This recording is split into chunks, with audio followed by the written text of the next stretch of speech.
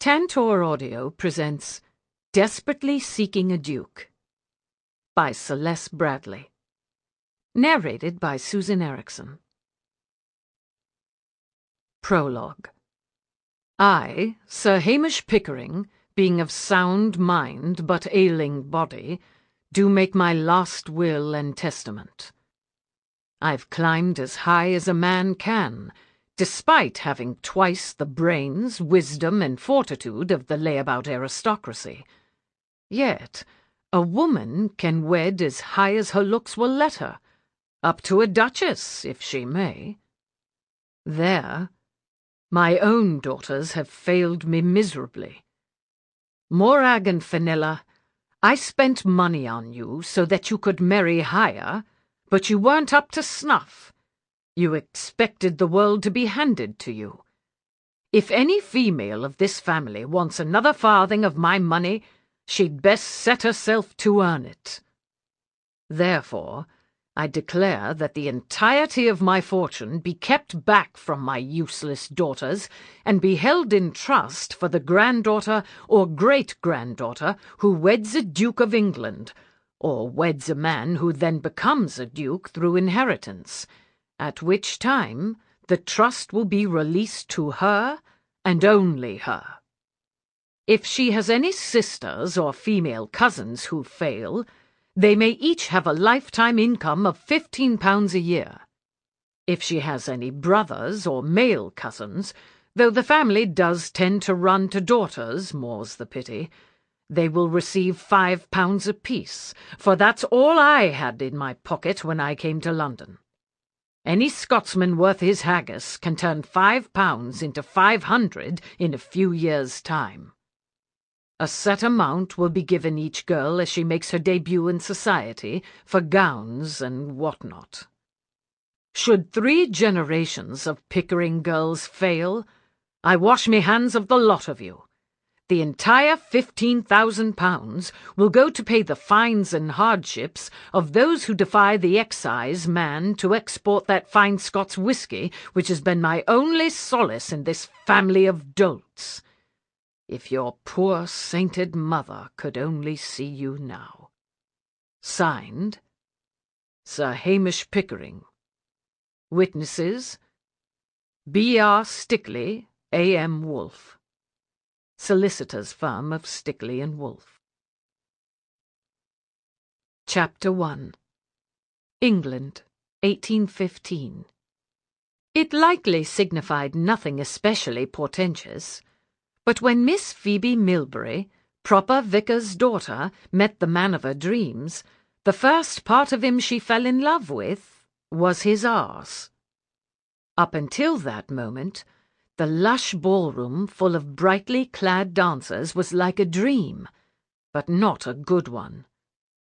Phoebe moved through the strange landscape of a first society ball, seemingly without touching foot to the ground, as insubstantial as a ghost, and just as unnoticed.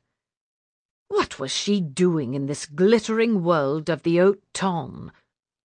"Go to London and land yourself a duke," the vicar had told her. "Fulfill your mother's dying wish."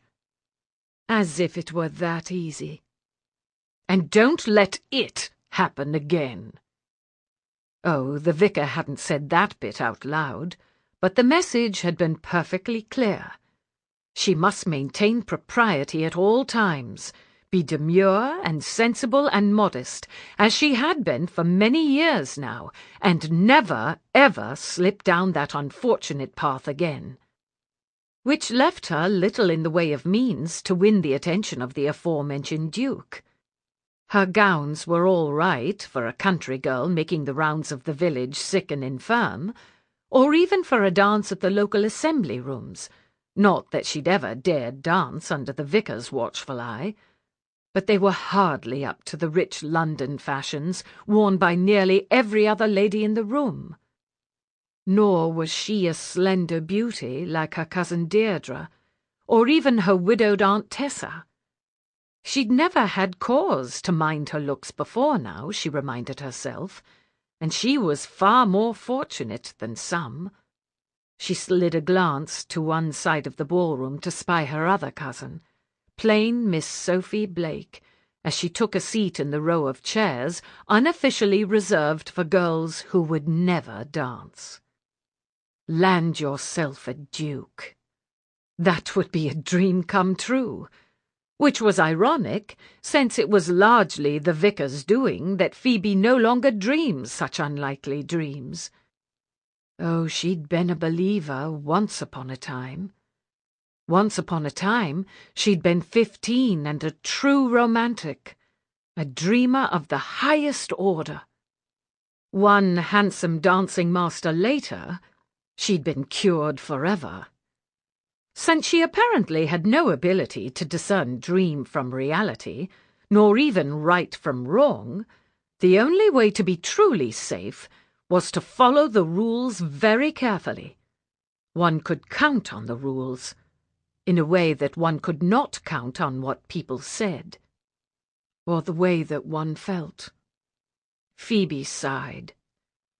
It didn't seem to bother Sophie to sit out the music, but Phoebe would rather like to eventually dance with someone.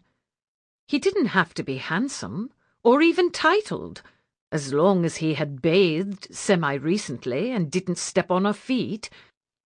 That's when she spotted the hard, masculine buttocks that punctured her dreariness like a pin to a bubble. The rest of him wasn't bad either.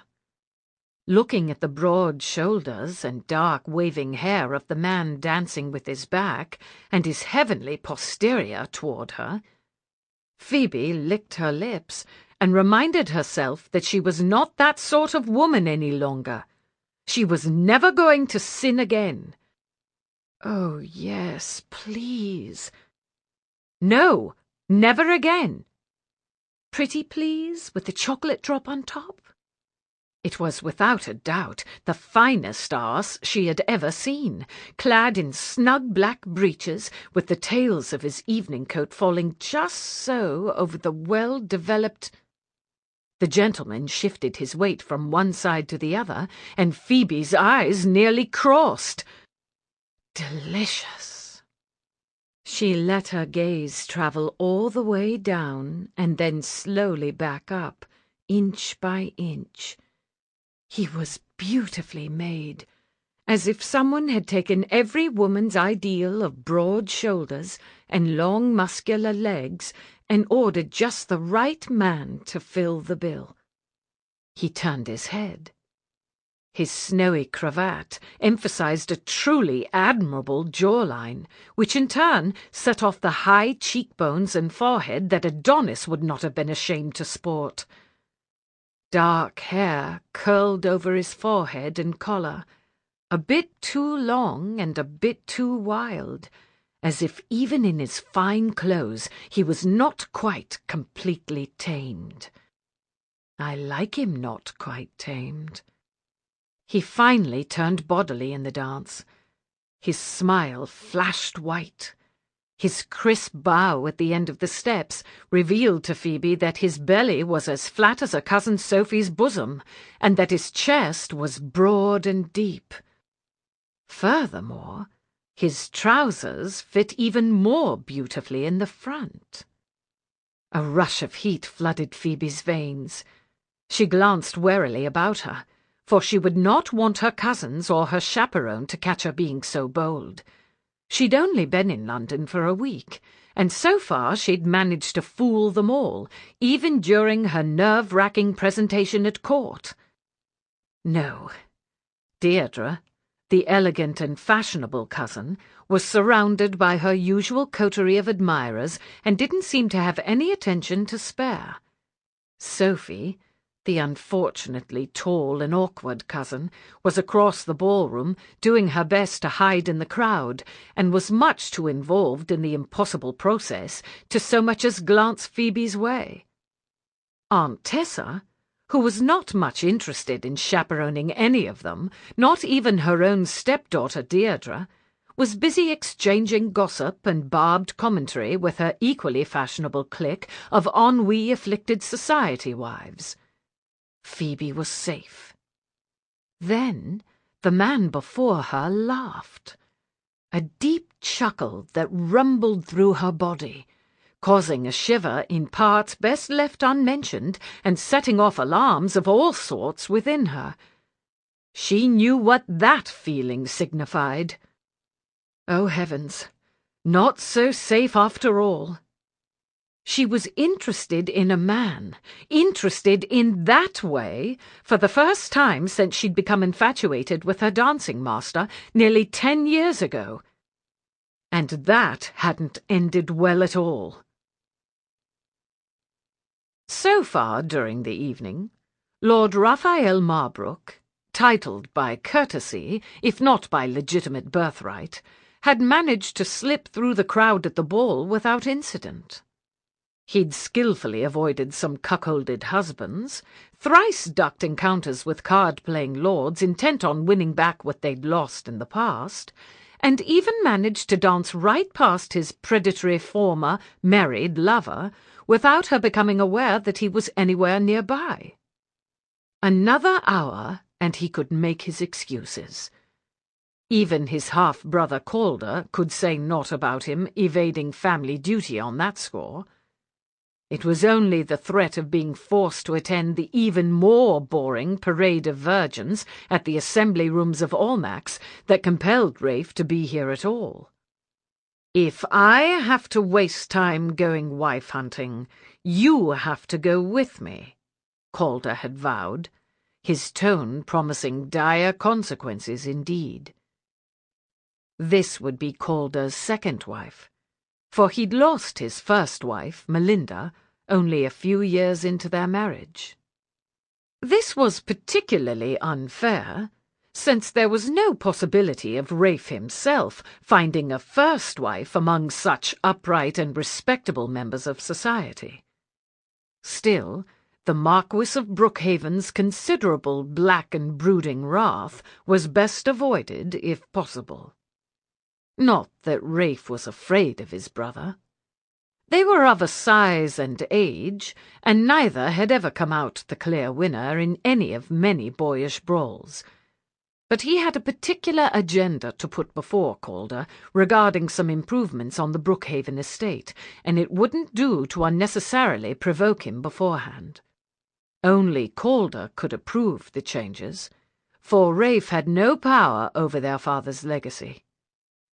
He was not the real son. Of course, the irony was that Calder didn't give a damn about Brookhaven.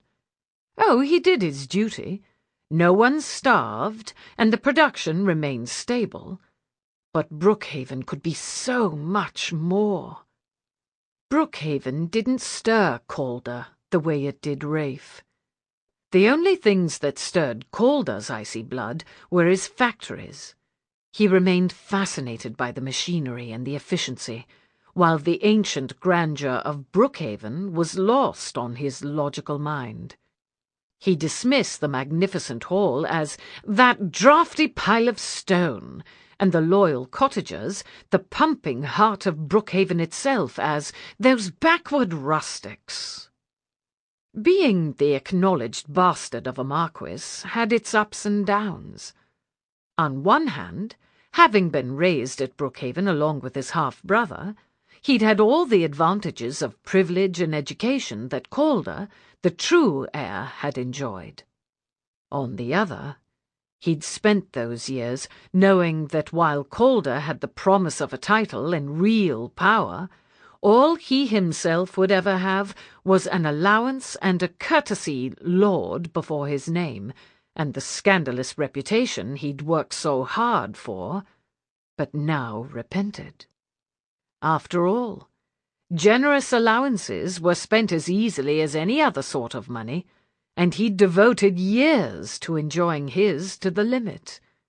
Women, cards, spirits, all without any of the tedious responsibilities that came with legitimacy.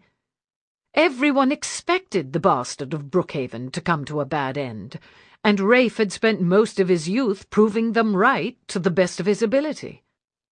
Yet there was no point now in regretting his youthful indiscretions.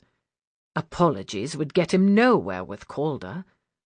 Only time and effort could ever prove to his brother that he was ready for more solemn duty.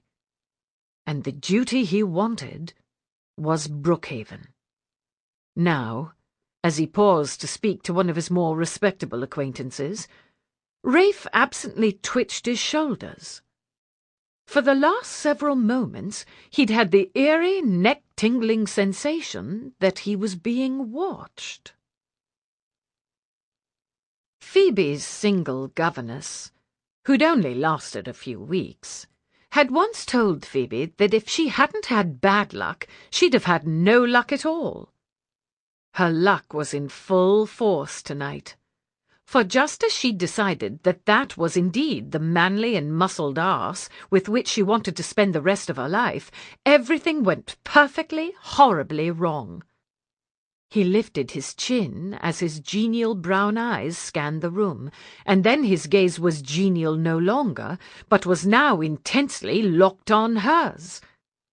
Something struck Phoebe in the vicinity of her heart, and a bit lower. A powerful and startling attraction that far surpassed mere interest in his anatomy. The impact quite stole the breath from her lungs. Lightning. Then she realized the worst of it. She'd been caught looking. Oh, bugger. Without thought, Phoebe ran for it. Right into a servant carrying a full tray of champagne flutes. The high-impact collision propelled the poor man, his tray and all its contents, directly into the spinning mass of dancers behind him. Immediate uproar ensued. Horrified ladies screeched, angry lords cursed, amused musicians hid their smiles, and then everyone began to angrily look about for the culprit. It was her most horrible nightmare come to vivid life. Phoebe braced herself for the worst. Rafe couldn't believe it. The poor servant hadn't stood a chance against the shapely missile aimed his way.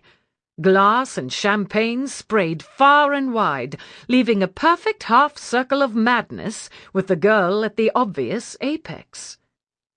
Oh, damn.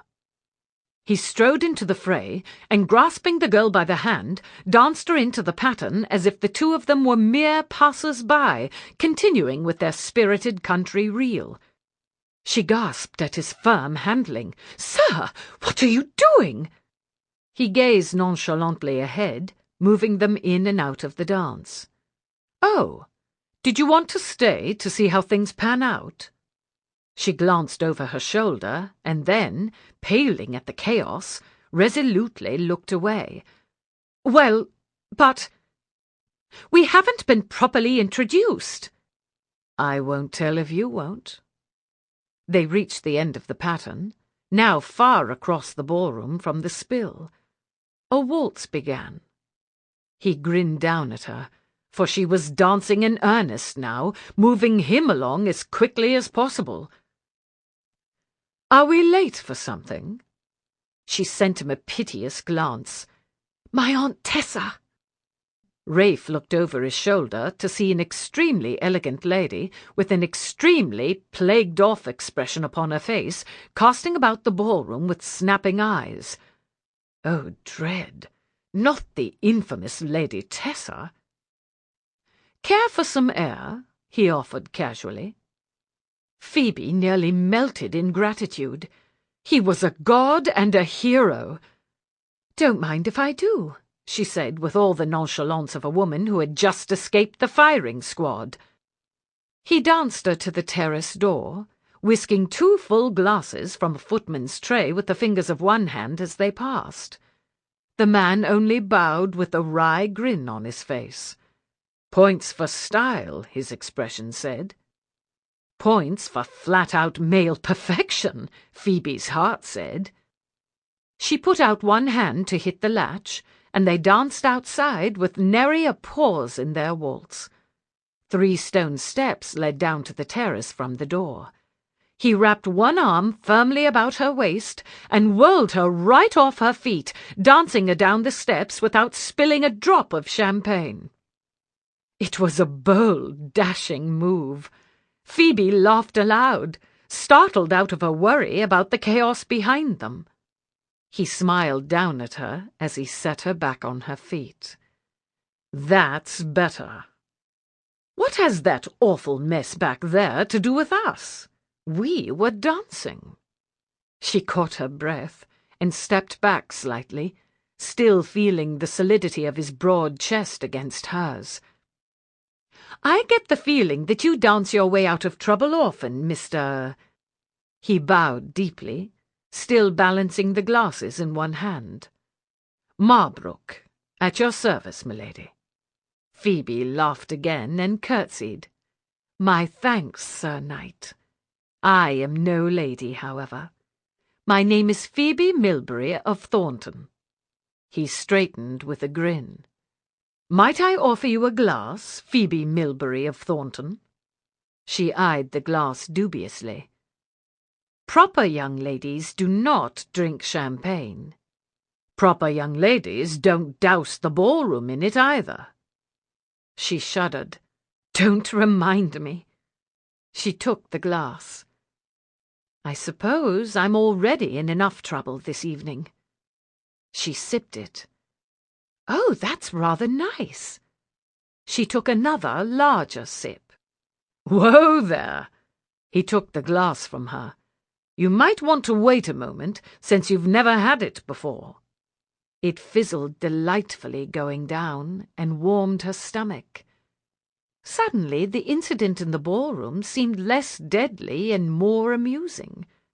She giggled. "Did you see their faces?" He shook his head. "2 sips and she's gone." He tossed the rest of her glass over the railing. "You, Miss Millbury, are what we gentlemen would call a lightweight." She curtsied. "My thanks for your timely rescue, Mr. Marbrook. It was very nice to meet you, but I ought not to be out here alone with you." "You're not going back in there, are you? Lady Tessa looked thoroughly frightening." She hesitated. "You know my aunt?" He grimaced. "Everyone knows Lady Tessa. I only wonder what Lady Rochester might have done to be blackmailed into inviting Lady Tessa this evening." She gazed at him with one brow raised. "I ought to defend my aunt. She has taken a great deal of trouble to launch me in society." He smiled, the corners of his mouth crinkling. "Launch? Like a rocket, to rain destruction on innocent ballrooms everywhere?" She shook her head, a rueful grin slipping through her arch pose. "No, I fear I did that all by myself. I am partly to blame. I startled you, though not half as much as your examination startled me." She went very still, her gaze frozen on his face. "I'm sure I don't know what you mean," she said testily. "Yes, you do. It is only fair that I have my turn." Her brows crinkled slightly. "You're an odd man, Mr. Marbrook." He smiled. "Hold still." She did so obediently, but he could sense her fingers twining nervously behind her back. She wasn't as cool as she'd like to pretend. She was a pretty girl, but not an exceptionally beautiful one. Her fair hair shimmered in the moonlight, the many different colors combining to defy categorization. Was she blonde or brunette? It was a mess, part falling down, part twisted up high to show off her neck and rounded shoulders. It was mutinous hair, as if her inner rebellion could not be truly contained. In the ballroom, he'd been struck by the blue of her wide, vulnerable eyes, like a hazy summer's day. But in the moonlight they washed almost clear to sparkle like diamonds as she gazed up at him. He tipped a finger to her chin, absorbing the delicacy of her features one by one. Her lips were sweet and curved, rather than his usual preference for full and sensual, and her chin tended toward pointed. She was stubborn, he'd wager. She reminded Rafe of a porcelain doll, if porcelain dolls came outfitted with stunning bosoms.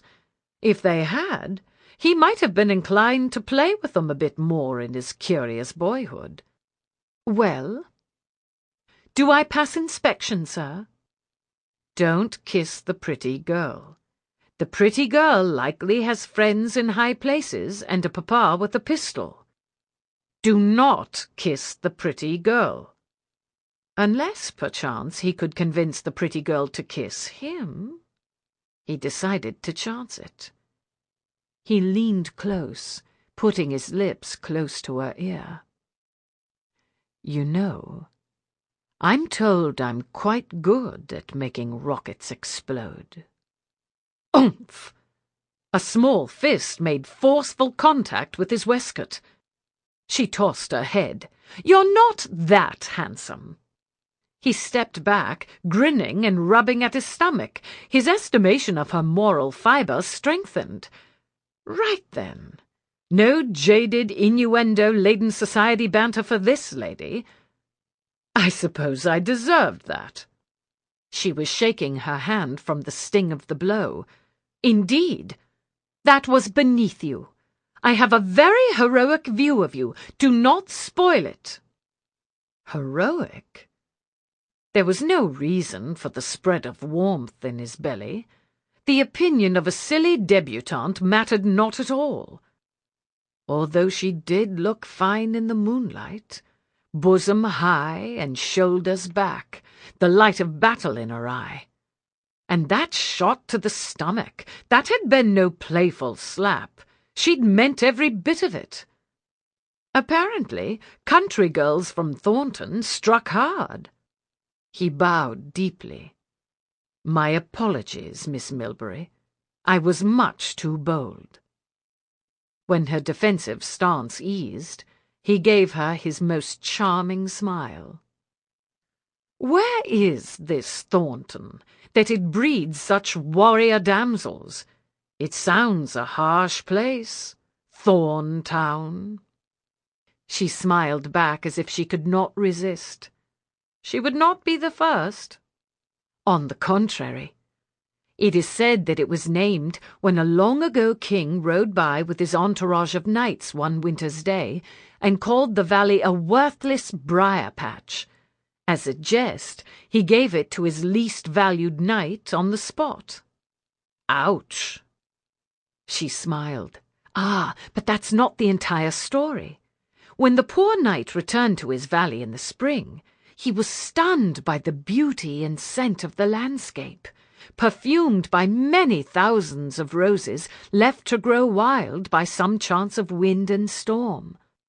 Since he did not wish his capricious king to take it back, he named his manor Thornhold, and the village he built for his cottagers Thorn Town. The king and his court never deigned to visit, and so never knew that he had given his lowest knight one of the most beautiful portions of England. She was quite transformed as she spoke. Her voice took on a dreamy quality, and her eyes grew soft.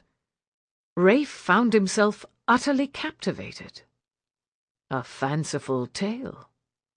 He kept his voice low so as not to break the spell. She continued to gaze somewhere far away. "Indeed, I used to imagine that I was the Lady of Thornhold, won by the clever knight from the king's favourite, and brought to the manor in the dark of a midsummer night. When I awoke, I looked from my marriage bedchamber out to a sea of roses, and swore to my love that I would keep the secret forever." He chuckled. "Put a lot of thought into that, did you?" She pursed her lips slightly, but he thought he detected a twist of humour there.